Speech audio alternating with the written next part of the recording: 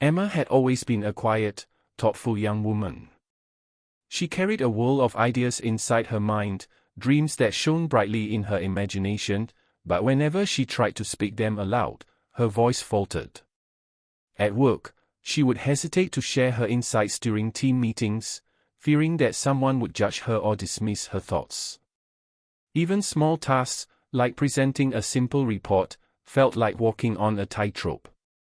The fear of failing, of being ridiculed, or of not being good enough seemed to surround her every step, like a shadow she could not escape. Her daily life became a series of missed opportunities.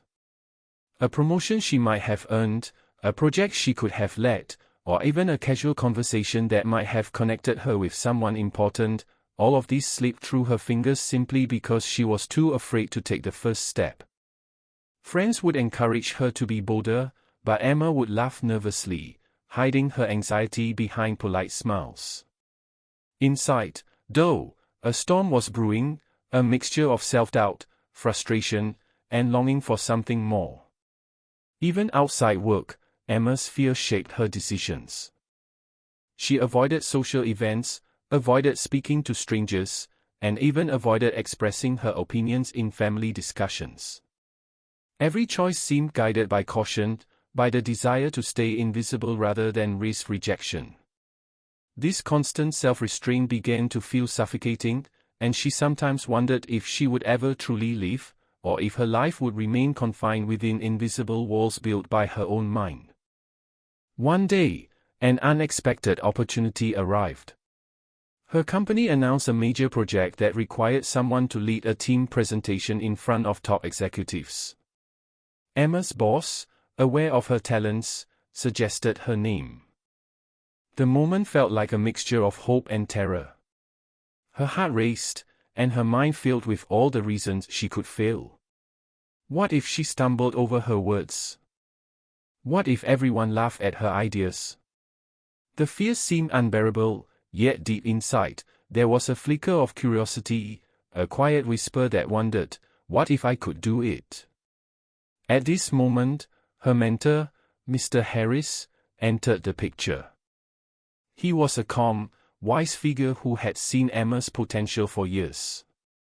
Noticing her hesitation, he gently encouraged her to reflect on her abilities rather than her fears.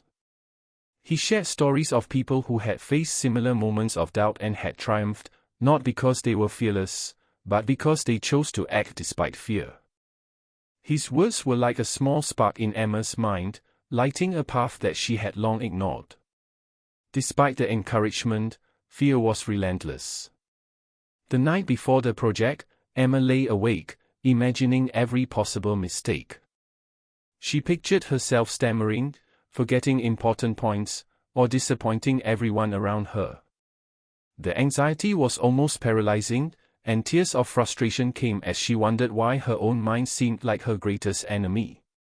Yet, even in that darkness, a small voice inside her whispered that perhaps fear was not meant to stop her, but to test her readiness to grow. By the morning of the presentation, Emma's emotions were a storm of dread and determination. She realized that she could no longer run from the challenge. The shadow of fear loomed large, but for the first time, she began to imagine what it might feel like to step into the light beyond it. This internal struggle, the battle between her timid nature and her latent courage, set the stage for the transformation that was about to come. The audience, by now fully invested in Emma's journey, feels her tension, relates to her fears, and begins to root for her before she even takes the first step forward. Emma knew that facing her fear would not be easy, but she made a quiet decision to try. She began by taking small steps, practicing her presentation in front of a mirror, then in front of a few supportive colleagues. Each time she spoke, her voice grew a little stronger, her confidence a little brighter. She reminded herself that mistakes were not the end of the world, that courage did not mean perfection, but simply action despite fear. Mr. Harris continued to guide her, offering encouragement and practical advice, reminding her that every step forward was a victory in itself.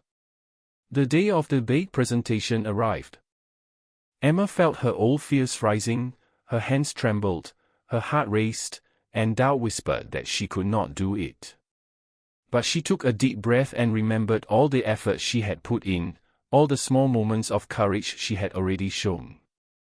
She stepped into the room with her head held high and began to speak. At first, her voice shook, but as she continued, clarity replaced hesitation. Her words flowed with honesty and passion, surprising even herself. She noticed the attentive faces, the nods of approval, and felt a surge of empowerment she had never experienced before. As the presentation ended, applause filled the room. Emma's fear had not disappeared entirely, but it no longer controlled her. She had discovered that power did not come from the absence of fear, but from the decision to move forward anyway. Her colleagues and superiors praised her insight and composure, but the most important recognition came from within.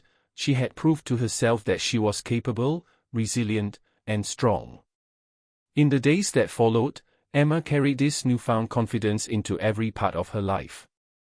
She spoke up in meetings, volunteered for projects, and even inspired others to face their own fears.